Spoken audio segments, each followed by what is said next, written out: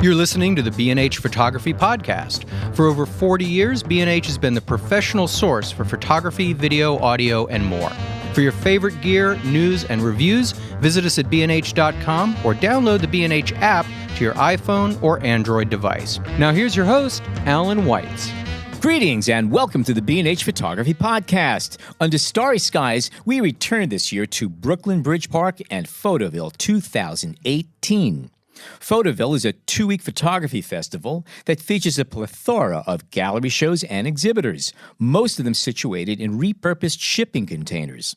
Admission is absolutely free, though donations are greatly appreciated.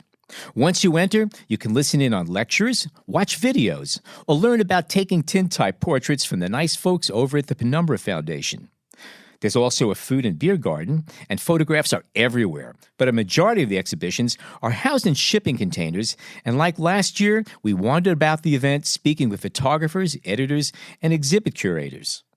First up, we're going to speak with Michael Lorenzini of the New York City Municipal Archives, who along with Matthew Miner organized a show from the archive of the WPA Federal Writers Project. We spoke with Michael about this impressive collection and his thoughts about the mission of the Municipal Archive, which he's been part of for over 2 decades. We stay in the New York groove as we speak with teachers and students from 2 New York City high schools, the High School of Fashion Industries and my alma mater, the High School of Art and Design. We had a chance to talk about their long-standing photography programs and their current exhibit, Telling a Story and Selling an Idea. From there, we head over to an exhibit, Consecuencias/Consequences, which was organized by photographers from Chiapas, Mexico. After a short break, we're going to return with Ron Haviv and Dr. Lauren Walsh of the Seven Foundation exhibit. The focus of our chat is their upcoming film, Biography of a Photo, which traces the impact of 2 photographs Ron Haviv took early in his career, which have left indelible marks on the countries in which they were taken, not to mention pretty much everybody who's viewed these photographs. Our next stop is the container curated by the Authority Collective and their exhibit, The Lit List, 30 under-the-radar photographers. Here we're going to speak with members of the collective and photographer Arlene Mejarado, whose work is included. And we wrap up this visit to Photoville 2018 by speaking with curator Krista Dix from the Los Angeles-based gallery Wall Space Creative about their exhibit Internal Ballistics. Let's start with Michael Lorenzini from the New York City Municipal Archives. With Michael Lorenzini with the WPA Archive. We got some amazing black and white photographs that go back decades, specifically from the WPA, which is the 1930s. Is that correct? Yeah, the WPA was part of the Roosevelt New Deal, Depression-era ways of battling unemployment. They had a number of different projects, and one of the largest ones that involved the arts was the WPA Federal Writers Project.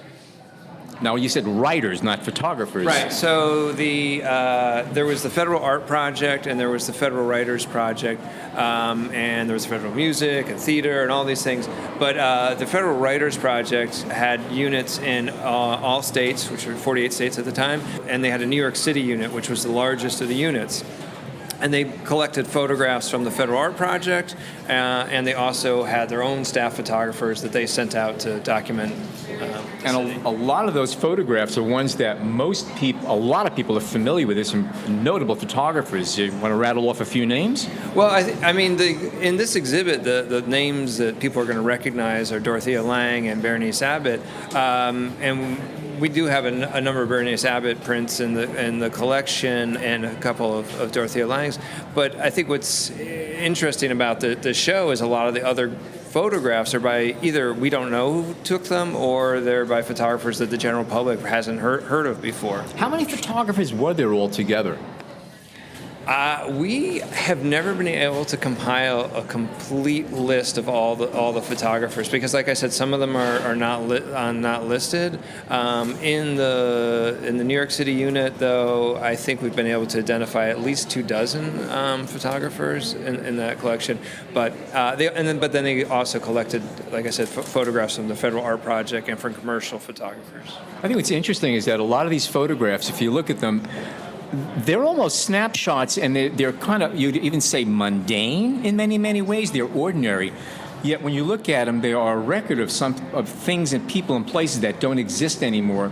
And they say an awful lot. You look at one photograph, you're seeing architecture, you're seeing the way people are dressed, you're seeing automobiles, you're seeing occupations that don't even exist anymore. You don't see too many push carts, for instance. No.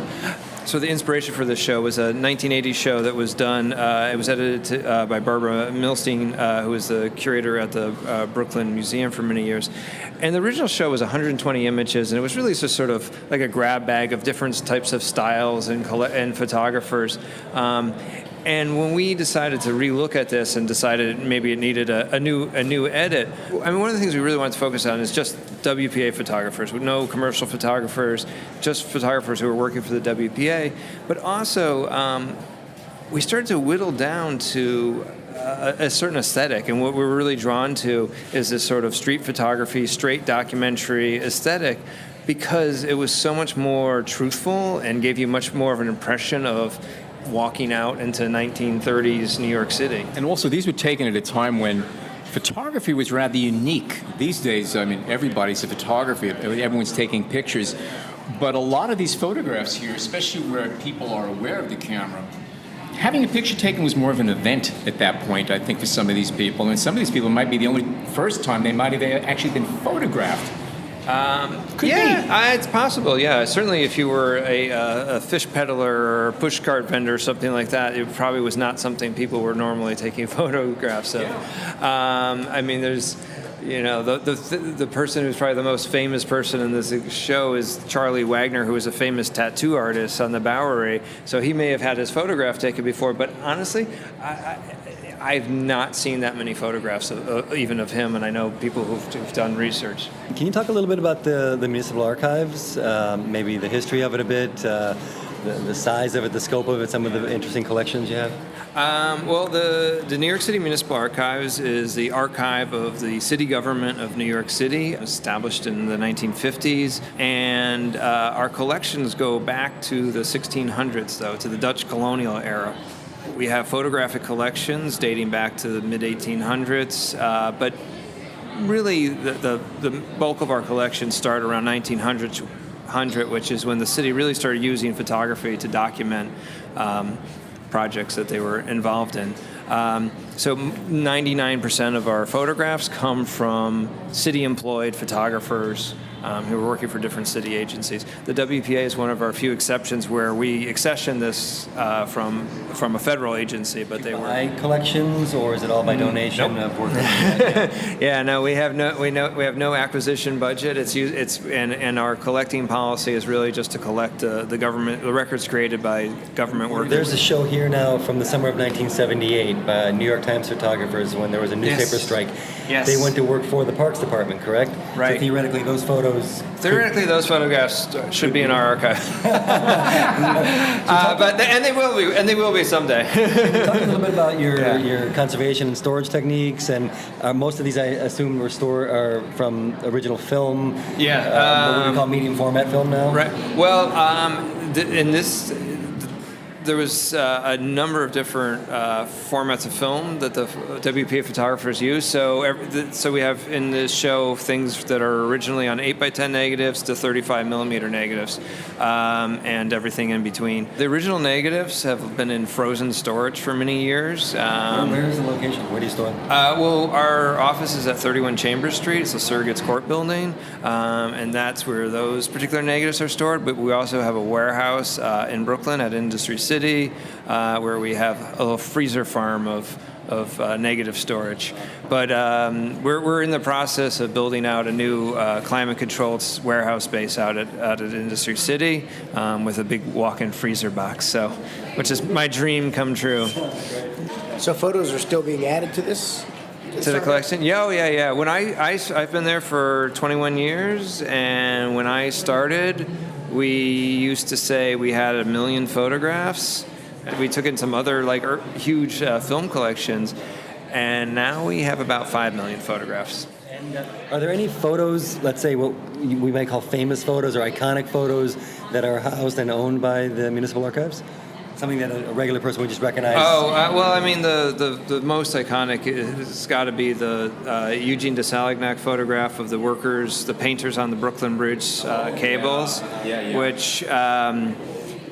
So he was totally unknown until 1999, which is actually when I discovered that collection in the archives and did the research that brought him to light. And I did a book in 2007 on him. But that photograph had been known, it had been published. But again, he was just an anonymous city photographer. I had come from a photo editing background at Aperture, and when I was looking at that collection, I realized this isn't a collection, this is a body of work. This is all one eye, one photographer, 30 years, and that was, haven't made a discovery quite like that since then, but that was a good one. But yeah, I mean, and there are other iconic images in the WPA collection for sure. Any one or two collections that really stand out as just gems? Well, that collection is the Department of Bridges Plant and Structures collection, which it's the same agency. They changed their name from Department of Bridges to Department of Plant and Structures at some point. But and that's 20,000 glass plate negatives and 10,000 vintage prints, and that's really a superb collection. This is about 5,000 images total, the WPA collection, and again another standout. But we have a lot of other ones. Borough President Brooklyn. Right now we're digitizing the Borough President Queens collection, which is from the I think it starts in the late 20s and goes through the 40s, and it's, again, amazing collection of photographs. Probably have a ton of pictures from the World's Fair from back in '64, I would imagine. We only, the World's Fairs were not quite done as state projects. We have this one collection that was done by a photographer who was a retired news photographer, and his daughter donated that collection to us. But other than that, we don't have a lot of city stuff. There's a fair amount of 30s World's Fair because Mayor LaGuardia was heavily involved in it. Any gaps? Any major gaps? Like to see. It's one of those things. Like right now, we don't have very much control over what agencies are going out and photographing. And when I hear about the different things going on in the city or different projects, I just keep thinking, I hope some good photographer's taking photographs of that. But I really have no control over whether that's happening. What percentage of the pictures that you've seen really stand out to you as saying these are exceptional photographs? Because a lot of them are just pictures. Yeah, a lot of the right, absolutely. With a lot of those municipal collections, a lot of them it's just like somebody had to go out and shoot a photograph of this to document it. And it's just straightforward. Technically may be good, but every once in a while you see a picture that makes you stop and go, ooh. Yeah. How often does that happen? The exhibit we did last year was on the HPD photographers, Housing Preservation Development, and they had 3 really good photographers who worked for them over the years. One was Larry Rasiopo, who's sort of well-known in New York photography circles, but there was another photographer, Paul Rice, and Leonard Boykin, who I was really surprised. I was looking at these photographs, and I was like this is like a Lee Freelander. Where did this guy come from? And why was he working for the city agency? It's called the paycheck. Exactly. Yeah. And health benefits. That's why I work for a city agency.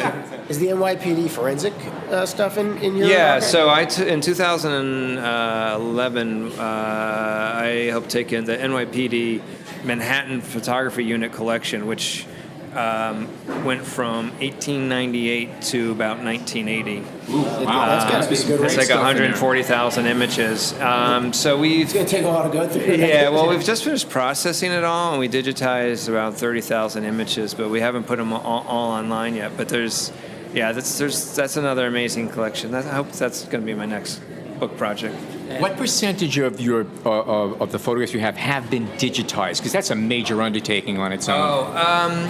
Well, we're right now we're about to complete a real long-term dream of ours, which is to digitize the 1940s tax photographs, which was another WPA-sponsored project, which was they went around and photographed every single building in 1939 through 1941, using Leicas and 35 millimeter film in the 5 boroughs. So it's over 700,000 images. And we went back to the original nitrate film and all the images have now been digitized.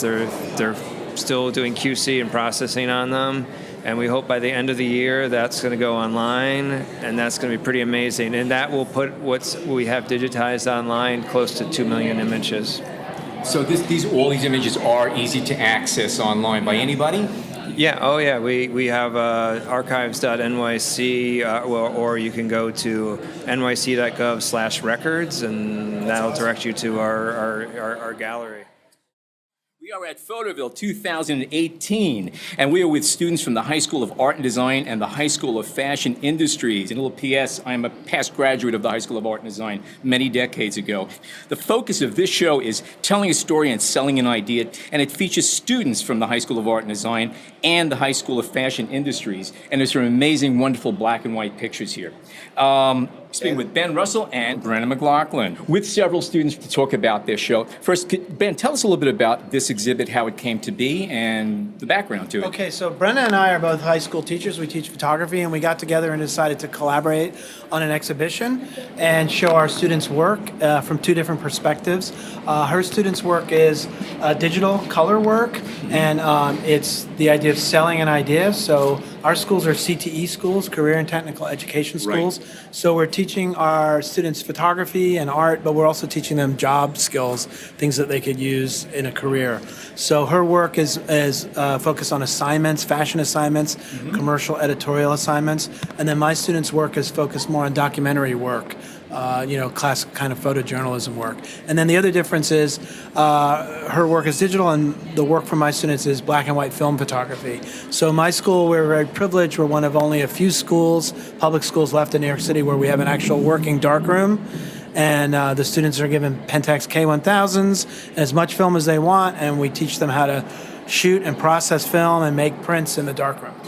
Now, do they complain about having to shoot film? That's old-fashioned, no? Well, why don't you ask them? Maybe it goes back. Ask one of them. I'm saying that in all jest because honestly, I think if you could learn how to shoot film, you could shoot anything, and that's the beauty of it. You learn control and everything else. It's more than point and shoot. That's really, really great. They do complain about it, though, because it's messy, there's chemicals, smell, and they get on your hands and your clothes, and it's not instant. tedious, it's difficult, and it's slow. But what I found as a teacher is that the process and the tedium and the difficulty and everything results in the kids being more invested in the results. That's absolutely true.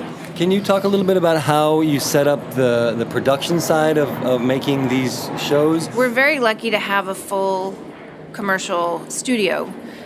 So half of it is a digital lab, half of it is a commercial studio, and the students utilize their work-based learning skills and have jobs and facilitate photo shoots where they partner with the other majors. We have 7 other majors at our school besides photography, and some of the work that's being exhibited is collaborations between fashion students at Art and Design and photography students at Art and Design. So And the students get a chance to go to a professional commercial studio and assist and take a look at that anyway. Our work-based learning internship program allows students to, it's an application process.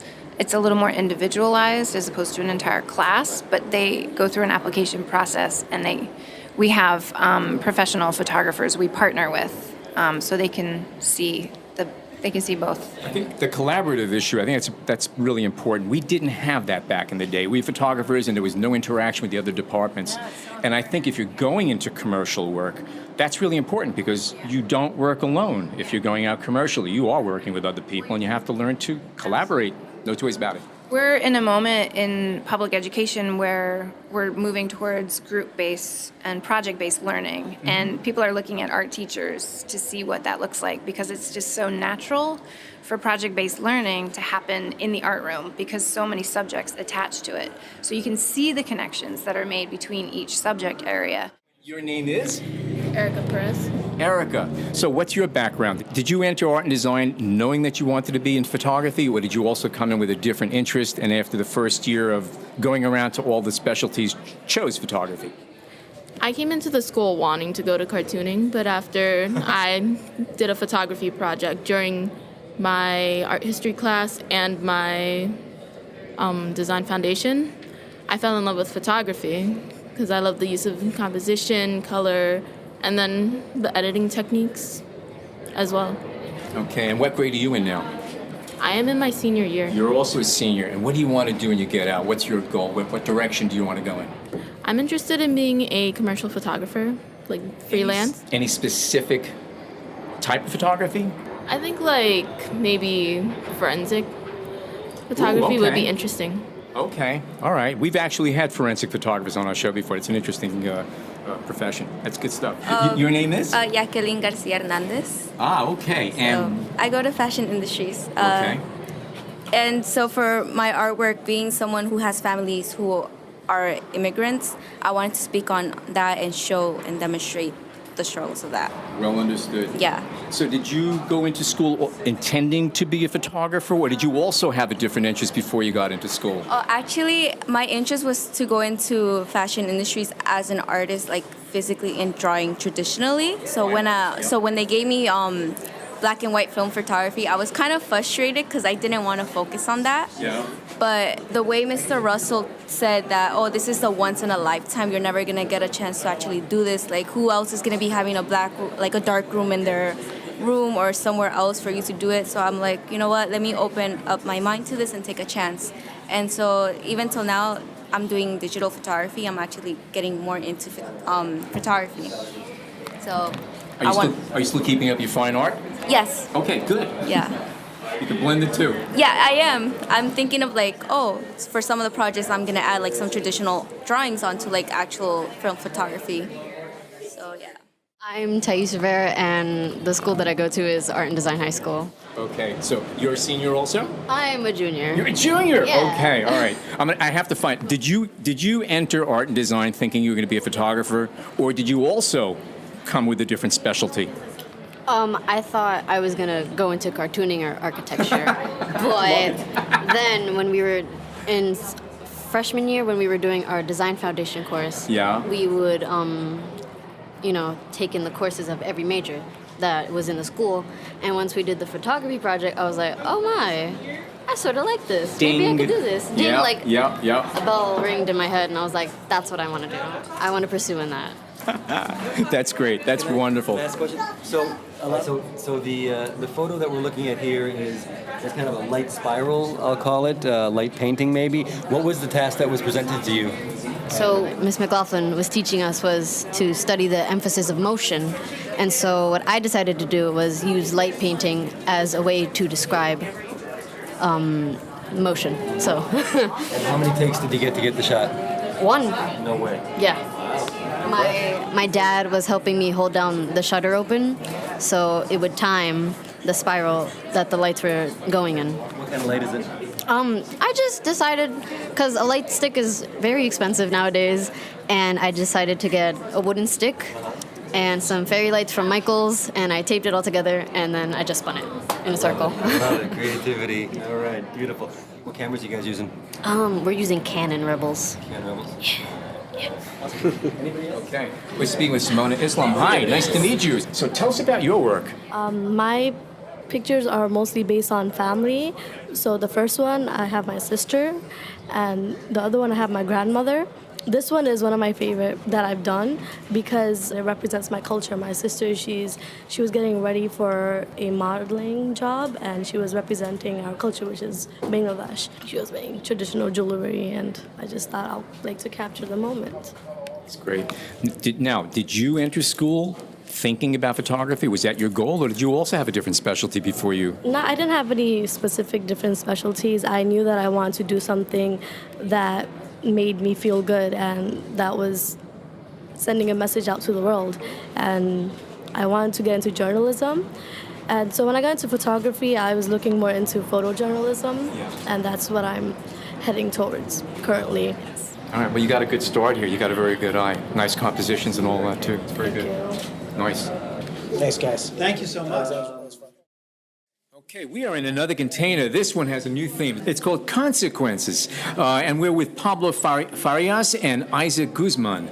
And nice to have you guys. There's some amazingly strong black and white imagery here. Can you gentlemen tell us about what we're looking at here? Sure, absolutely. So, Consecuencias is an exhibit about the history of photography in Chiapas, in the south of Mexico, and how it connects the traditional film and silver gelatin printing work that historically has been so important in Mexico going back decades, to the more current digitally based photography used for creating stories about community events and building memory and the capacity for connecting people to the events in their surroundings. So photographers in Mexico have taken on this tradition of many years of work in photography and adapted it and adopted it to make it part of their storytelling and creation of visual narratives. And what we wanted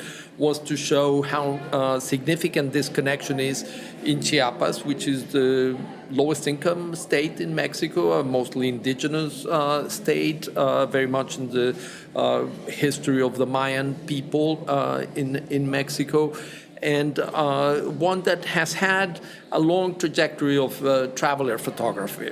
So, going back to the 1840s, not with photography, but with the illustrations that Stephens and Catherwood did of the Mayan ruins that were here in Madison Square Garden in the late 1840s, when people would go into these large-scale dioramas to visit the world before international traveling happened, to the photos of Morley in the 1880s that were all in glass negative, large format cameras. And so many photographers of the 20th century that, as travelers, photographed the indigenous lives, the culture, the very dramatic imagery of the tropical areas and the Mayan culture of Mexico. But building from that, we wanted to show how much people have adopted photography and have really created a culture of photography that is rooted in community, and that with digital photography now it becomes so much more accessible. And so people like Maruch Santis are an indigenous woman from a Tzotzil Maya community in Chiapas, is using photography to explore the changes in the traditions and culture of her Tzotzil indigenous community. Trágame Luz, which is a collective of photographers, and Isaac can speak more to that because he's part of Trágame Luz, is using photography to create a collective sense of how social change is developing in Mexico. And of course, José Ángel Rodríguez, who was for many years an assistant and a student of Manuel Álvarez Bravo, the best-known iconic Mexican photographer, and continues to print the work of Álvarez Bravo in Mexico, working for his archive, brings the learning that he developed working with Álvarez Bravo and other Mexican photographers to Chiapas, to a new generation of photographers. How, when was this collection brought together initially? You said it goes back over 100 years, a lot of these images. Well, these images go back to the 1980s. Okay. And there are how many photographers represented here today? About 10 if one counts the Trágame Luz collective. So it's 2 photographers, the portfolios of them. José Ángel Rodríguez, the black and white silver gelatin prints, Maruch Santis with her prints of traditional knowledge and culture, and then the Trágame Luz collective, which is 8 photographers out of a collective group that is more contemporary. And Trágame Luz is a collective of photographers from Chiapas working to kind of represent their own community. Is that fair to say? Yeah, one of the main reasons that the collective began is to share photography in public spaces. The proposal was 17 years ago to take the photographs to the streets besides galleries. So that's how began the collective. And who started it? Was it yourself or a group of people? No, I'm fairly new in the collective. I have 5 years now, but there are friends that they started it. One of the things that we have is that the collective is really open, and one of the main compromise that we have is to do pictures with the people, not just of the people. And that's how we work. We work and we recognize ourselves as a free media, kind of, as in Mexico, you may know there are a lot of people that works for specific newspapers or agencies, but we work from the community. Our work is more based in social problems and also on things that need to do with politics and art, of course. We are showing here 8 of us, but we really are around 20 members of the collective, and it's a huge diversity of the people that works with the collective. Can you give us a couple of examples of some positive outcomes from people seeing these photographs? Because taking pictures and showing them is terrific, but is there anything concrete you could point to that has come about because of these photographs? Yeah, from my point of view is that a lot of people like the idea of doing photography with many people. The practice of photography as a collective is it's not new, but is in Mexico a way to do it, we believe, because as you may know, the process of doing a news or being a photojournalist in Mexico is every day more dangerous. So working as a collective, it gives you a more safeness and also give you different views that you can work on a theme and work differently, Actually, most of the members of the collective, we are, I recognize myself as a documentary photographer, but some of my friends, they do other things besides photography. They use photography with the people, but we have like paramedics, nurses, and writers. So there is a huge diversity in the collective, and that's the richness of the collective. And how did you guys get to Photoville? Well, so we created this platform called Batsy Lab. We recognize that photographers have a challenge in terms of how to get their work out, and that more resources were needed in order to help them organize portfolios, help them print, help them prepare their work, and have it not only be present in Facebook or in Instagram, but be physically present as photographs. So Isaac and I started this platform 2 years ago, Batsy Lab, and set up both a printing lab, a digital printing lab, and a dark room, analog printing, so to speak, and have organized a set of exhibits and prepared photo books. So we basically work with the photographers to help put their work out in print form. Is it fair to say, I think you did answer it earlier, but in general, that the fundamental point of the collective and of Consecuencias is to get the image of Chiapas out, but from the point of view of people from Chiapas? Yes, that's a good... as opposed to all the images we've seen over the past 25 years of the poverty and the strife and the war that's going on. Yeah, I think that's really important. Even though the participants are not born in Chiapas, but they've been living in Chiapas, since many years. So they are attached to the context. So what we believe is that it's really important to show the work from photographers that live in Chiapas, that live the reality that we live there, I think that we kind of... Is there a good amount of indigenous photographers as well? Yeah. Actually, in our collective, there are some of them members that are indigenous.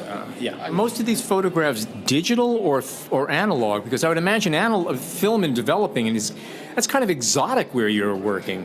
Well, yes, it is, but I would say, all of the photographs of Jose Angel are analog. They're film photographs developed by Jose Angel and Isaac and printed in the darkroom. And these are all silver gelatin prints. So 1/3 of what is here is completely analog, film photography and printed in silver gelatin. The rest is digital. Okay. Can we speak? Yes,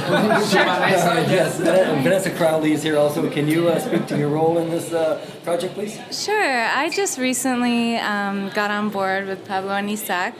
And basically, since they're mostly based in Chiapas, they wanted some feet on the ground in New York.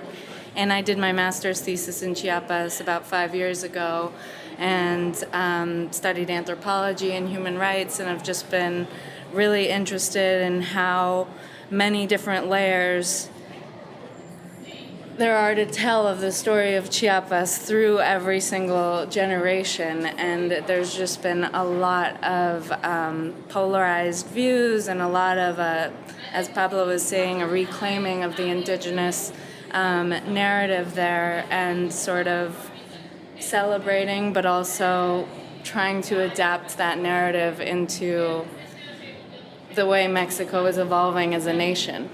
Were you familiar with their work when you were there working on your degree? I was familiar with Trágame Luz. I know a bunch of people there. Okay. Yeah.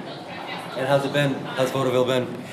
Pretty interesting. Like we didn't know how to expect with like the result of the people looking at the pictures, because the pictures are not pretty, are more document.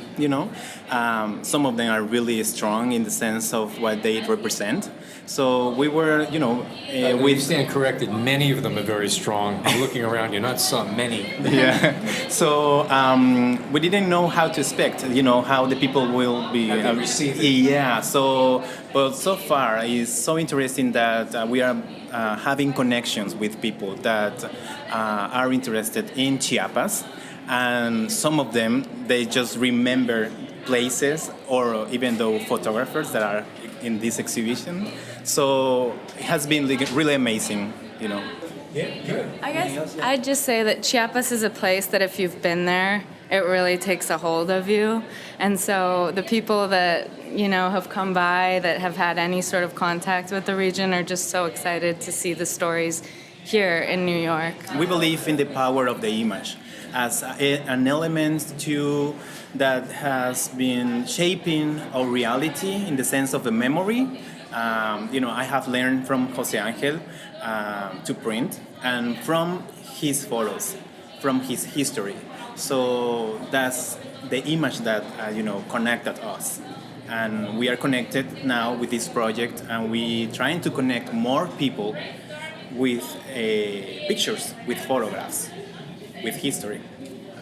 Yeah, Photoville is a great opportunity for us, working in Chiapas, to connect to the larger world of photography. That's why we came, that's why we organized this exhibit, because we know here in New York there's such a strength of organizations and work in photography, and we think that it's worth for people to know about what's happening down in the south of Mexico, not just in Mexico City, but also for folks down there to connect to the organizations and the activity of photography in New York.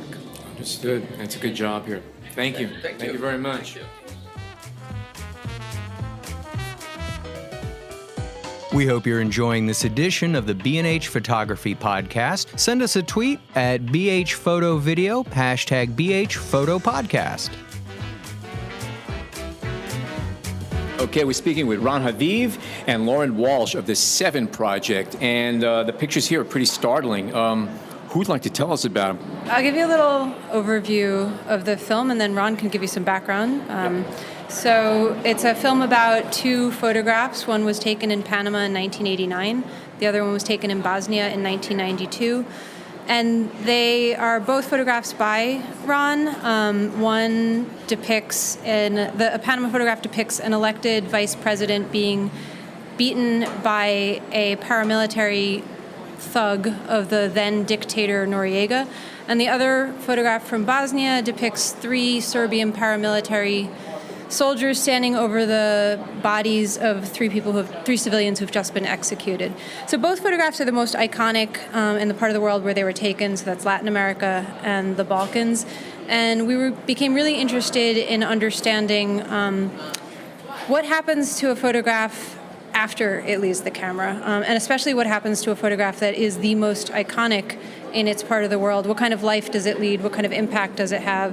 And it turns out that they have enormous impact in many spheres of society. So they start as journalism, and then they move into art, they move into propaganda, they move into education, they move into kind of commercialized kitsch as well. They take on a life of their own. Absolutely, right? They lead lives. Yeah. So let Ron tell you some background about the moments when he took those photographs, and then follow up.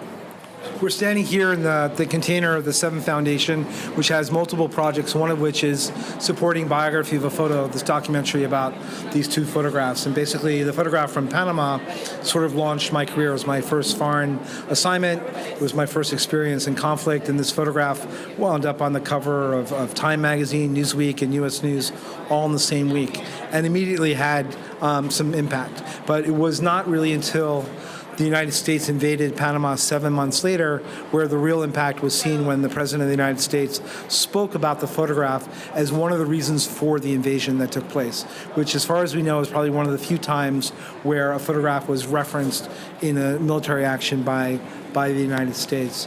And what was really interesting is we were doing this film, we interviewed the current president of Panama, and he said to us that this photo has an impact that gave Panamanians back its democracy, which is like an incredible thing to say about a photograph. And then on the photograph from Bosnia, this was the first real photographic evidence of what later became known as ethnic cleansing in the civil war in Bosnia. And very quickly, this photograph became a symbol for the Bosnians. They used it as a recruiting tool for people to come and fight on their behalf. And eventually, when the International Criminal Tribunal was used to indict war criminals, this photograph has been used in multiple trials to indict and convict war criminals. And so today, now 26 years after the photograph was taken, the daughter of one of the women that's lying dead in the photograph is using this photograph as the sole piece of evidence to indict the three men in the photograph.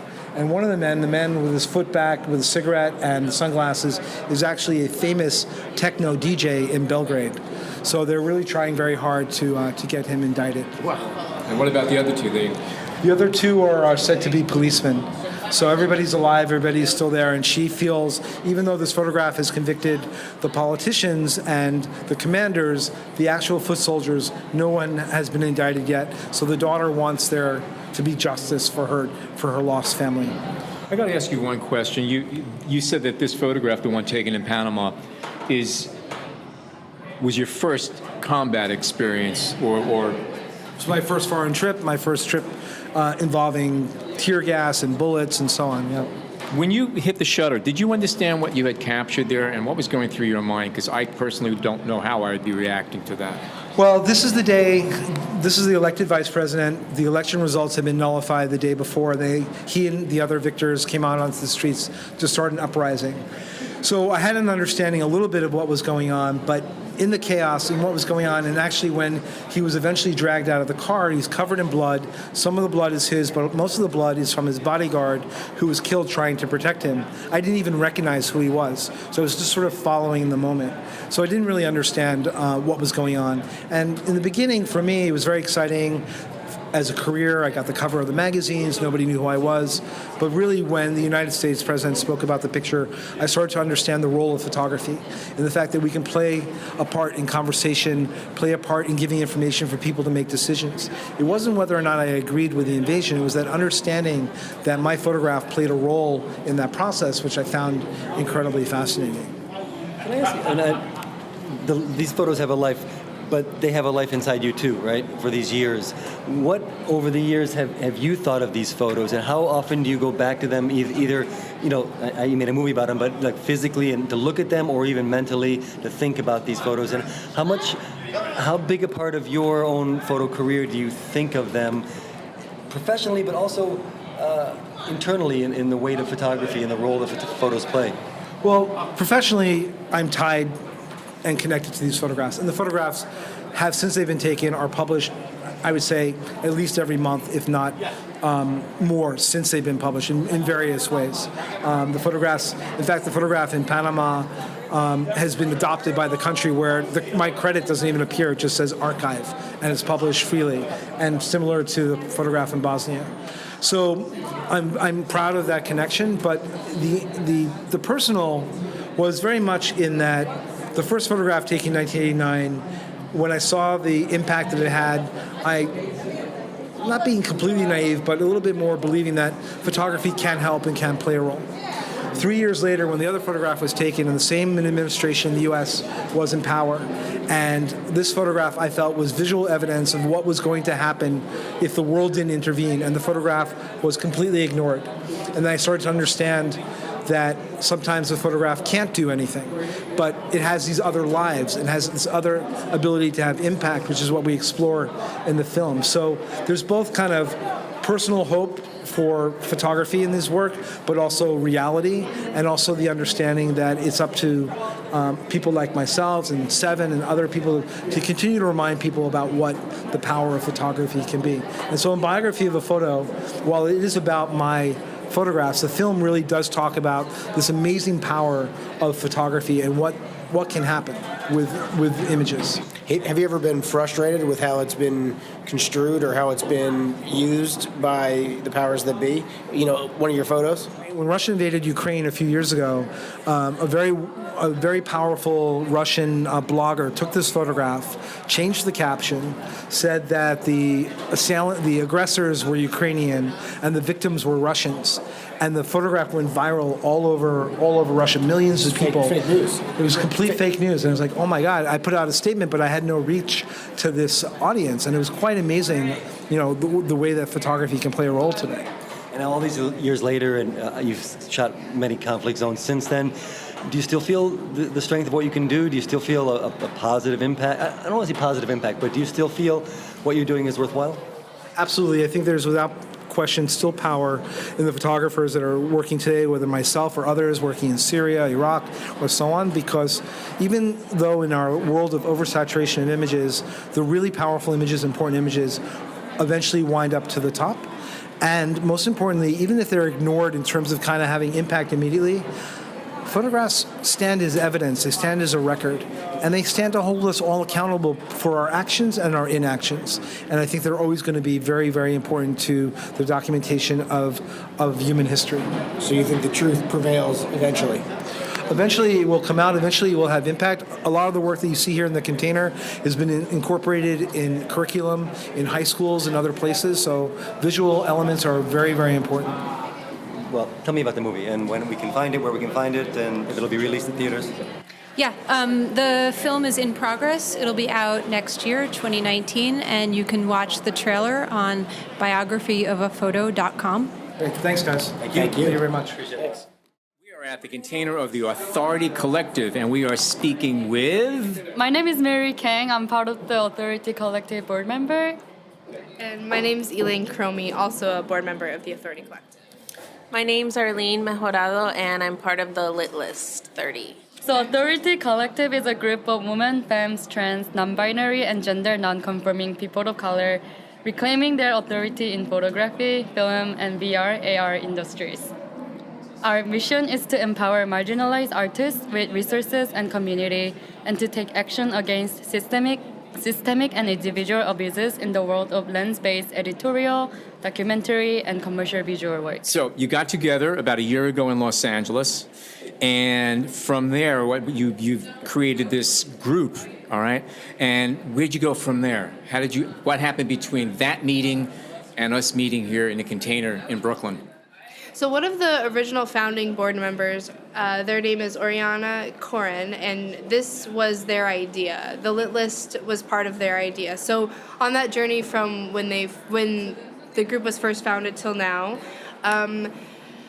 Oriana had put out a call for underrepresented, marginalized photographers, and that's how we have the Lit List. And so it's a show of 30 photographers, and that was probably one of the biggest actions or biggest works of stuff from the Authority Collective, or one of our larger projects. Yeah, it was a goal of ours this year. So since it's been our first year, we've really set just a couple things in mind to try to get going and to be sustainable after the first year. And so the Lit List is one of them.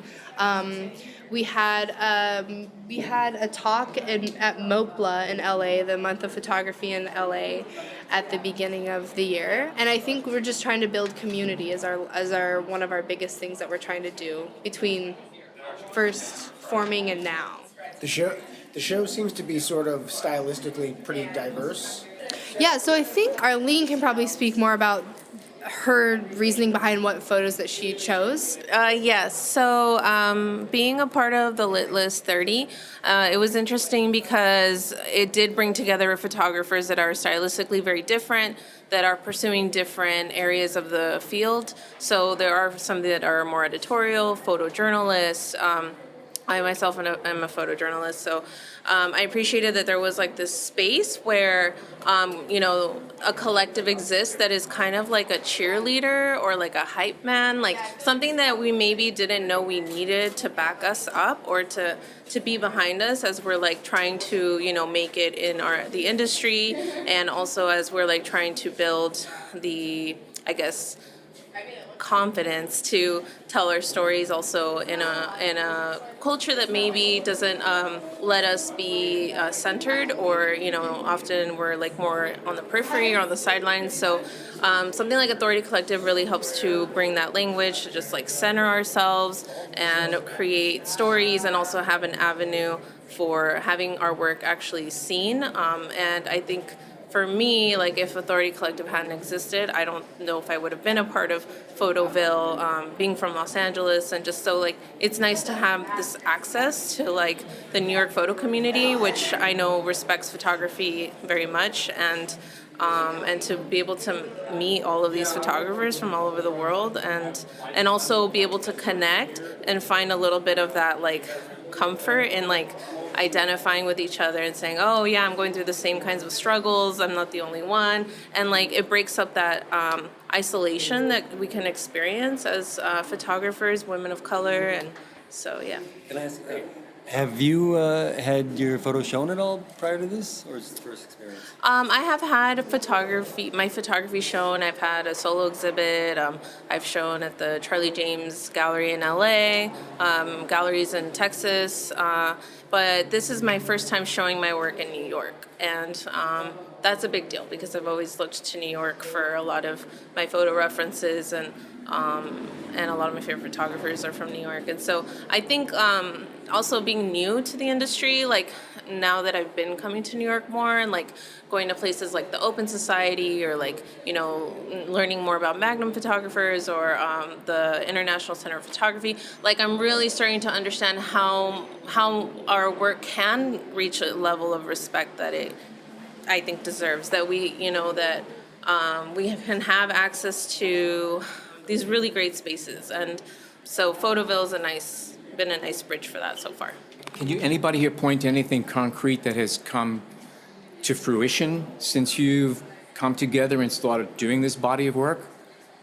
For me, I feel like I've been getting contacted with more assignments. So it's letting me work, and it's bringing income, and it's bringing opportunities. So maybe it's not directly correlated, but I did notice that when the Lit List was published, that right away I started getting more emails from different media platforms and news sources that have asked me to do assignments. And like you were saying, it's not just people, it's not necessarily people that look like me, but in general, just having the opportunity to tell all kinds of stories, because I don't only want to photograph people that look like me or tell stories that are of mine, because I think that's pointless. Like I want to be try to find a way to be a mirror for the world, and be a storyteller, a visual storyteller. So like you were saying, all the work here is technically sound. It's very talented photographers. Not just technically, but creatively sound too. Mm-hmm. And definitely creatively sound. And but it's exciting. It's like, these new voices and emerging storytellers, and I think the work in here is very dynamic and vivid. And cool. Thank you. Thank you guys so much. Thank you so much. Thank you for listening. We're with Krista, and the show here is probably one of the more interesting ones. It's called Internal Ballistics. Could you explain what we're looking at here? Because this is different. Sure. It's 3 different artists looking at the object and impact of bullets. Instead of talking about guns, which is so commonly done, I'm talking about what comes out of the gun instead, sort of flipping the idea on its head to talk about gun control. Okay. What was the seed of this? There was an interesting cup of coffee that this was hatched over, I'm assuming. In 2014, there was a mass shooting that got me started thinking about how I could talk about what happens emotionally and physically when a shooting happens. Instead of talking about the guns, which we get immune to, how do we talk about the impact of what happens through that? And this is what came up with that. Deborah Bay's work, I have 3 artists here in the container. Deborah Bay, who's one of my represented artists, had created the series called Big Bang, and those are bullets that are being fired into bulletproof plexiglass. So we started with that. We added Sabine Perlman's cross-sections of bullets so that we could see the actual objectness of the bullet.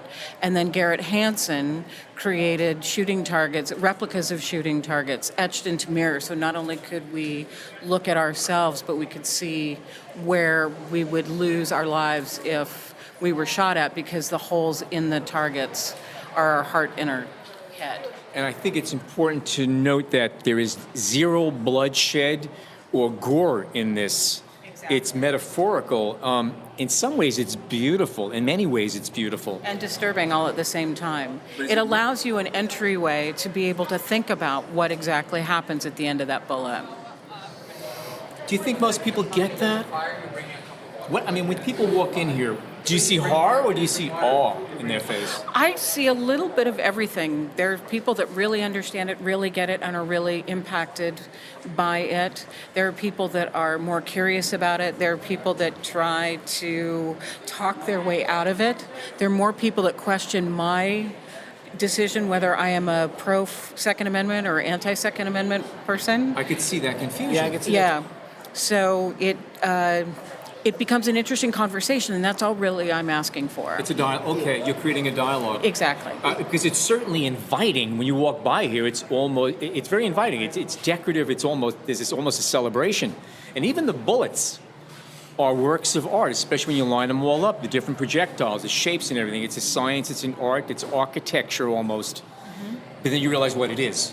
Right. We actually have Deborah Bay here, who's happy to talk about her work as well. And you did the plexiglass or the... Right, the bullets that were captured in the plexiglass and bulletproof plexiglass. Okay. What was the seed of that for you? What made you think about that? What brought this project to fruition? I was actually just buying plexiglass, like to do some framing, and they had a little display with some bulletproof, just to demonstrate how effective bulletproof plexiglass could be. And so there were like 3 or 4 different kinds of bullets that had been shot into the plastic and then captured there. And so there were all these interesting trajectory lines, and you could see the shattered pieces of plastic that were captured within the panel. And I thought, well, that's just visually so interesting. And then, once you think of what it actually is and see the damage that it can wreak, when you imagine something like that hitting muscle and bone versus,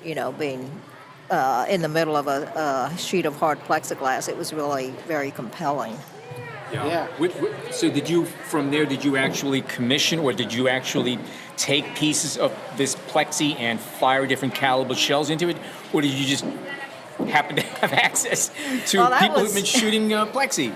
That was actually, took a while to figure out logistically how I was going to do that. And it worked out really well, because I ended up calling the police academy at one of the local community colleges in Houston, and the head of the operation there said, well, come on out and we'll talk about it. And so they had access to a lot of different kinds of guns and ammunition that, probably regular people wouldn't have, because some of them are actually, assault bullets and things like that. So it was really an interesting experience. You don't want to mess around with bullets and plexiglass like this, because it could come back at you. Definitely, yeah. That's what I was curious about. Okay. No, whenever I give talks, I do tell them, don't try this at home. Can I ask a question?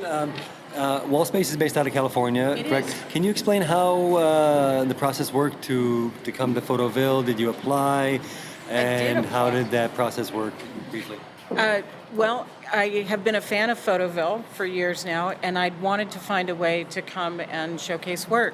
Earlier this year with the Parkland shooting, we wanted to bring up this topic again, since we had shown this now 4 years ago. So the submission period for Photoville was open, so I submitted the project to Photoville and went through their review process, chatted with them on the phone, and then they sent me a note saying that I'd been accepted to Photoville, to the village. Cool. So you get a sense of damage with the plexiglass types. But in terms of the innards of the bullets, is it more showing like the potential damage, or what were you trying to get at there? One of the big questions that comes up always when people look at the actual cross sections are they real? Right. Because the concept of a bullet is just powder and a projectile. There's no knowledge of the fact that so many bullets can be designed so many different ways to do so many different things to maim and kill in different ways. So this is more an objectness to show and display just how much science and effort and control we try to take in generating that one object of killing. Thanks a lot. Mm-hmm. My pleasure. Thank you. Thank you very, very much. Thanks to all of the photographers and organizers we spoke to, and to the folks that continue to put together this wonderful photography festival. For John, Jason, and myself, thank you so much for tuning in today.